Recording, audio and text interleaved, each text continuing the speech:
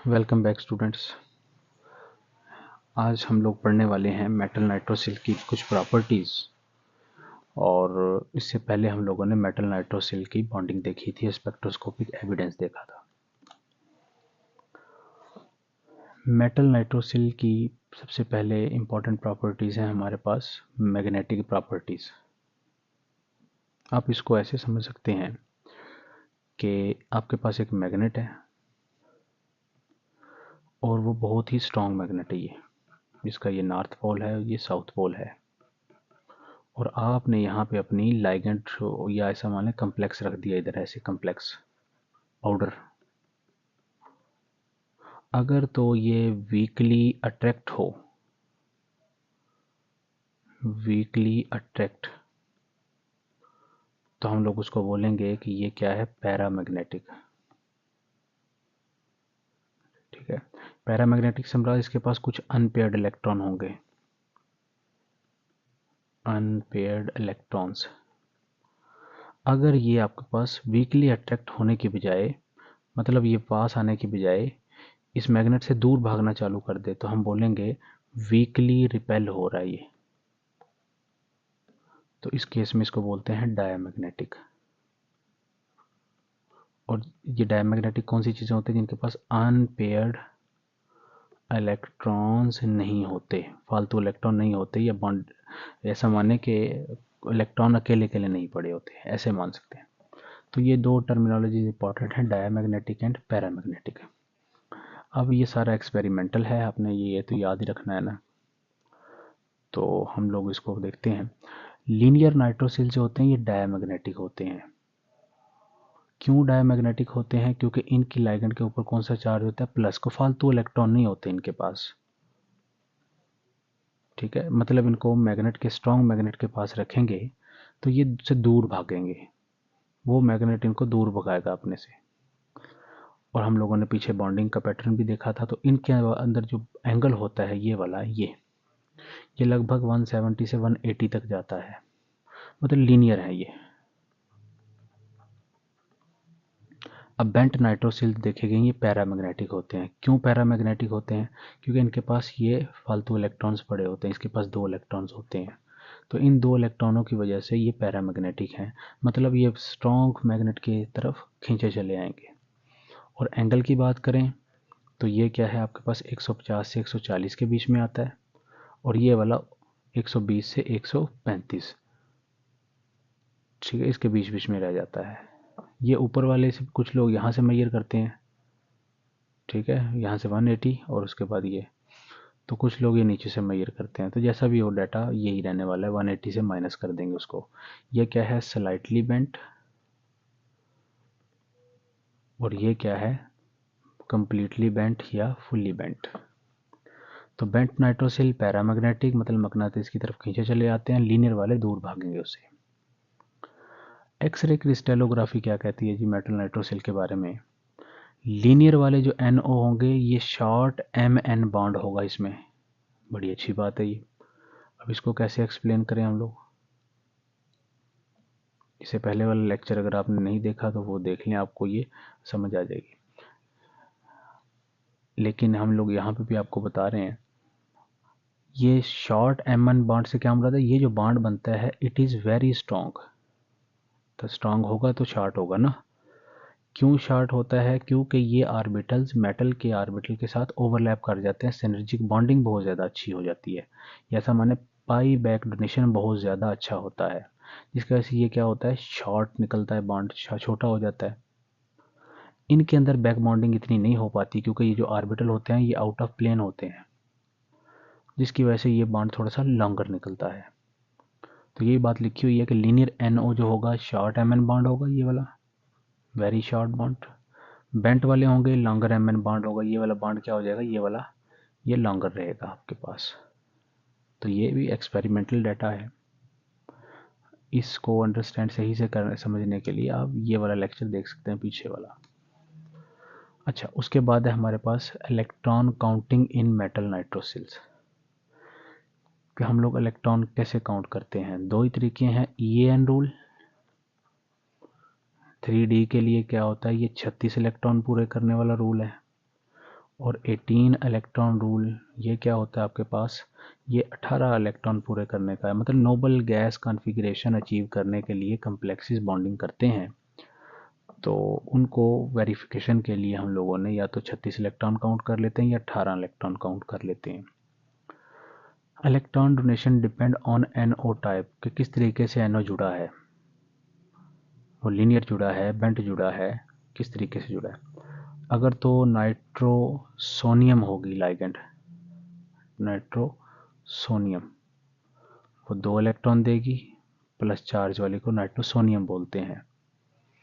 Neutral होगी तो ये 3 इलेक्ट्रॉन देगी, और अगर ये नाइट्रोक्सिल होगी तो ये 2 इलेक्ट्रॉन देगी। ये याद रखना है, ये 2 बेंट बनाती हैं, ये बेंट होता है स्ट्रक्चर, और ये क्या होता है, लीनियर। और ये मैंने यहाँ पे शो भी कर दिया, यहाँ पे ये भी हमने एक्सप्लेन कर लिया है।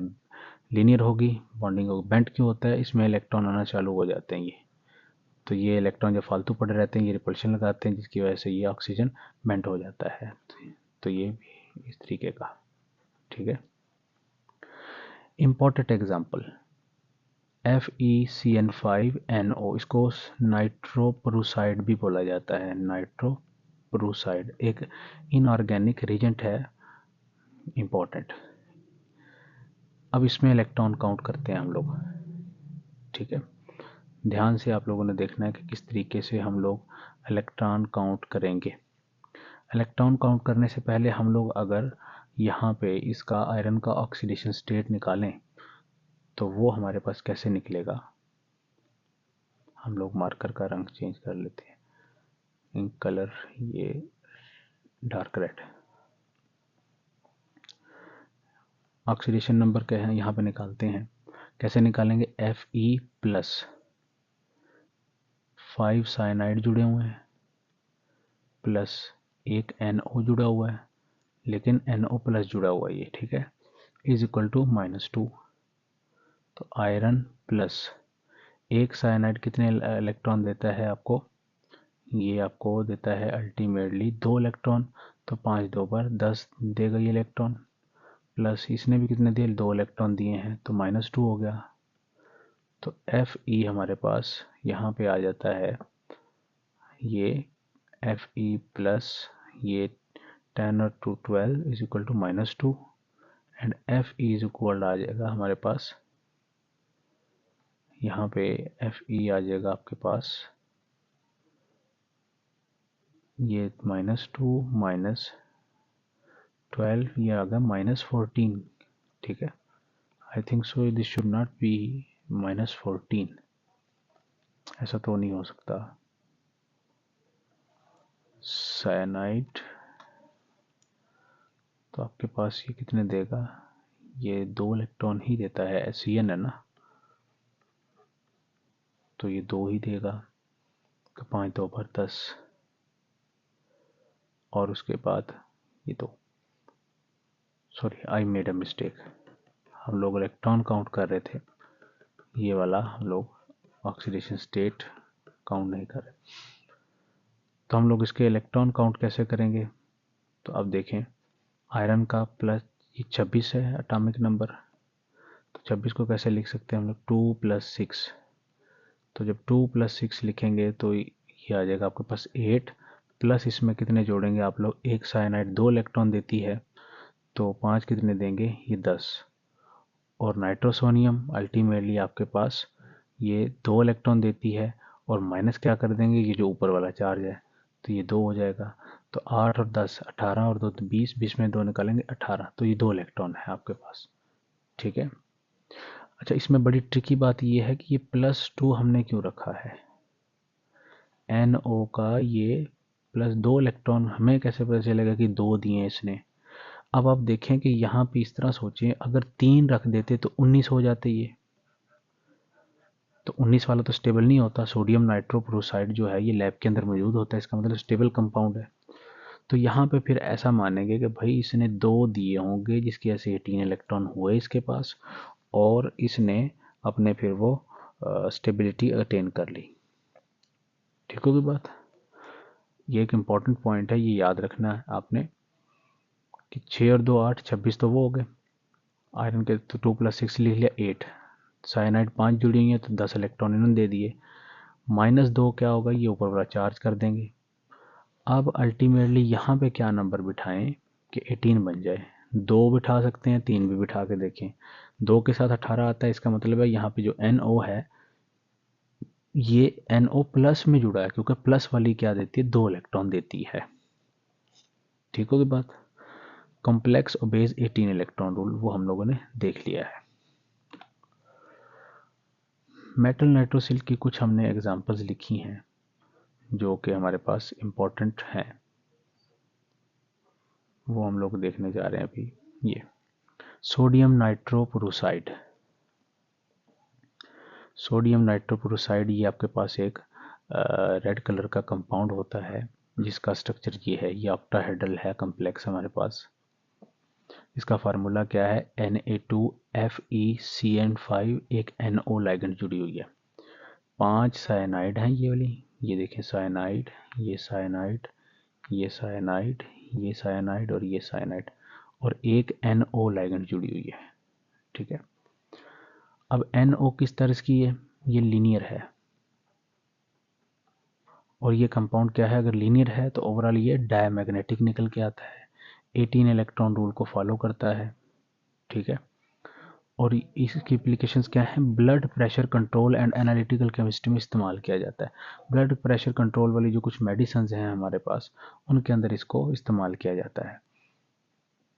इसी तरीके से आपके पास FeNOCO4 है, तो ये आपका स्ट्रक्चर कैसे ड्रा होगा, इसका आयरन सेंटर में रख लें, 5 लाइगेंड्स हैं, एक ये वाली, 4 ये वाली, तो ट्राइगोनल बाईपैरामिडल जैसी कुछ बनाएंगे तो हम लोग ऐसे रख लेंगे CO, और यहाँ पे CO और यहाँ पे CO, इनको आपस में ऐसे जोड़ेंगे, ऊपर से एक क्या जोड़ेंगे, N double triple bond O जोड़ लें, डबल B कुछ लिख देते हैं, तो यहाँ पे हम लोग इसको एक CO रह गया तो नीचे से जोड़ लेते हैं ये।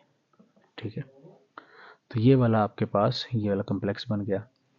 अब ये लीनियर है या आपके पास ये बेंट है, तो ये कैसे डिसाइड करेंगे हम लोग, तो वो हम लोग इसके इलेक्ट्रॉन काउंट करेंगे। तो अल्टीमेटली जो आपके पास आयरन है ये 26 है, तो ये 2 + 6 लिखेंगे तो 8 हो जाएगा, प्लस CO कितने देता है, हर एक 2 इलेक्ट्रॉन, तो 4 देंगे, ये 8 देंगे, प्लस कितना यहाँ पे नंबर रखें कि 18 बन जाए। ये जितना नंबर यहाँ पे रखेंगे उसी से ही पता लगेगा कि NO किस तर्ज में जाके जुड़ी है। तो 8 और 8 16, 18 बनाने हैं तो 2 कौन देती है, लीनियर वाली, इसका मतलब NO प्लस की शक्ल में जाके यहाँ पे जुड़ी है। समझ आ गई बात। उसके बाद है हमारे पास preparation of metal nitrosyl. Metal nitrosyl बनाए कैसे जाते हैं, ये सबसे सिंपल मेथड हम लोग पढ़ रहे हैं और यही जनरली इस्तेमाल किया जाता है method. Direct reaction with NO करवा दें, नाइट्रोजन ऑक्साइड के साथ आप डायरेक्ट रिएक्शन करवा दें, किसका, किसी भी मेटल का, जैसा कि मेटल कार्बोनिल बनाने के लिए हमने मेथड इस्तेमाल किया था, इसी तरीके से मेटल नाइट्रोसिल बनाने के लिए भी हम लोग इस्तेमाल करते हैं यही तरीका। तो NO गैस जिसको नाइट्रिक ऑक्साइड गैस है, it primarily exist as diatomic molecules. जो NO गैस है ये एक मॉलिक्यूल एग्जिस्ट नहीं करता, बल्कि ये N2O2 की शक्ल में एग्जिस्ट करती है, but also as radical NO, जब यहाँ पे टूटना होता है इसको ये टूट जाती है, with its form depending upon temperature, temperature पे डिपेंड करता है ये। आप ऐसा देखें कि ये जो NO है ये ऑड इलेक्ट्रॉन स्पीशी है, तो हम इसको ऐसे ड्रा करते हैं, N डबल बॉन्ड O, इसके पास आपके पास एक लोन पेयर है, तो लोन पेयर यहाँ पे शो कर लिया, एक इलेक्ट्रॉन यहाँ पे, दूसरा मॉलिक्यूल डबल बॉन्ड O ये, और ये ऐसे शो कर लिया। अब ये सिंगल बॉन्ड से ये अटैच हो जाते हैं इस तरीके से, और ये इलेक्ट्रॉन यहाँ पे और ये इलेक्ट्रॉन यहाँ पे, तो इस तरीके का कि डायमर बना के रहता है। जब टेम्परेचर देते हैं तो ये क्या होता है, lone pair role pair position की वजह से ये बॉन्ड टूट जाता है और ये सिंगल बन जाता है। कहने से मकसद NO सिंगली एग्जिस्ट नहीं करता, ये डायमर बना के एग्जिस्ट करता है, जिसकी वजह से ये हम लोग को N2O2 गैस की शक्ल में इस्तेमाल करना पड़ता है। सिंपल सा मेथड है। जिस मेटल का आपने मेटल नाइट्रोसिल बनाना है तो वो आप क्या करेंगे, यहाँ पे सॉलिड पाउडर ले लेंगे और N2O2 गैस उसमें से पास कर देंगे। इसमें से क्या निकलेगा, NO निकलेगा। यहाँ पे कुछ हीट भी देंगे, ये यहाँ पे जाके इसके साथ MnO बना लेगा। अब ये लीनियर भी जुड़ सकता है, बेंट भी जुड़ सकता है। तो ये है preparation method of metal nitrosyls. ठीक होगी बात। इसी तरीके से सेकंड है हमारे पास सब्स्टिट्यूशन इन मेटल कार्बोनाइल्स। दूसरा तरीका है कि आप मेटल कार्बोनाइल्स लें प्योर और उनके अंदर N2O2 गैस पास कर दें। इससे क्या निकलेगी, एक NO लाइगेंड निकलेगी और वो क्या करेगी, इस पे अटैक करेगी और एक CO को बाहर निकाल देगी। ठीक है, वही रिएक्शन लिखा हुआ है। मेटल कार्बोनाइल, इसके साथ कुछ नंबर ऑफ लाइगेंड्स थी, N2O2 से NO लाइगेंड आया जिसने इस पे अटैक किया और अल्टीमेटली एक इनसे लाइगेंड निकाल दी तो N-1 हो गया और NO साथ में जाकर उसकी जगह जुड़ गया और CO क्या हो गया, बाहर। ठीक होगी बात। सो ये है हमारे पास दूसरा तरीका मेटल नाइट्रोसिल्स को बनाने का। पहला डायरेक्ट कॉम्बिनेशन, दूसरा सब्स्टिट्यूशन। अब हम लोग थोड़ा सा कंपैरिजन टेबल देख लेते हैं, metal carbonyls versus metal nitrosyls. यहाँ पे फीचर रखी हैं, यहाँ पे कार्बोनाइल्स रखे हैं, यहाँ पे नाइट्रोसाइल्स। कार्बोनाइल का जनरल फार्मूला MCOX, नाइट्रोसिल का MNOX। लेगेंड इसमें क्या होगी, कार्बोनाइल्स में CO होगी और नाइट्रोसिल में NO होगी। लेकिन याद रहे ये तीन तरीकों वाली, कौन कौन सी, NO प्लस, NO डॉट और NO नेगेटिव। बॉन्डिंग सिग्मा भी होती है, पाई भी होती है हमेशा। सिग्मा लाइगेंड से मेटल की तरफ L2M और पाई मेटल टू लाइगेंड। सिग्मा तो होती ही होती है, पाई वेरिएबल है क्योंकि एक्सटेंट जो है ये वेरी करता है और वही एक्सटेंट डिसाइड करवाता है कि किस तरीके की ये लाइगेंड है। ये ज्योमेट्री हमेशा फिक्स रहती है इसकी। ये लीनियर और बेंट जुड़ सकती हैं, तो हमने देखा था ये क्या बनाती है, लीनियर, और ये दोनों बेंट। इलेक्ट्रॉन डोनेशन ये हमेशा 2 देती है, CO। ठीक है, लेकिन ये 2 भी दे सकती हैं और 3 भी दे सकती हैं। याद रखें, NO प्लस 2 देगी और NO नेगेटिव 2 देगी, 3 कौन देगी, NO न्यूट्रल। ठीक है, कम्प्लेक्सिटी ये लोअर है मतलब इतनी ज़्यादा मुश्किल नहीं है, सीधा सीधा स्ट्रक्चर है। और इनकी कम्प्लेक्सिटी हाई है मतलब अंडरस्टैंड करने के लिए इलेक्ट्रॉन काउंट आना चाहिए आपको। तो ये कुछ इंट्रोडक्शन है हमारे पास मेटल नाइट्रोसिल का, जिसके अंदर हम लोगों ने देखा कि उनकी तैयारी क्या है, कैसे की जाती है, कुछ इनकी प्रॉपर्टीज़ और इलेक्ट्रॉन काउंटिंग का भी थोड़ा सा आइडिया ले लिया है। यहाँ से हो सकता है आपको ये समझ नहीं आई हो, तो वो आप जब इसी सीरीज़ के अंदर पीछे लेक्चर देखेंगे तो इलेक्ट्रॉन काउंटिंग वहाँ पे मैंने डिटेल में सिखाई हुई है। अब कई बच्चे जो इस लेक्चर को देख रहे हैं डायरेक्ट इस पे आए हैं तो उनको ये समझ नहीं आ रहा होगा 26 कहाँ से आया, 2+6 क्यों लिख दिया। ठीक है, तो ये हमने वहाँ पे बताया हुआ है, तो आप वो पहले देख लें तो उसके बाद यहाँ यहाँ ये आपको समझ आ जाएगा। ठीक होगी बात। तो हम लोग नेक्स्ट में चालू करेंगे ट्रांजिशन मेटल नाइट्रोसाइल्स।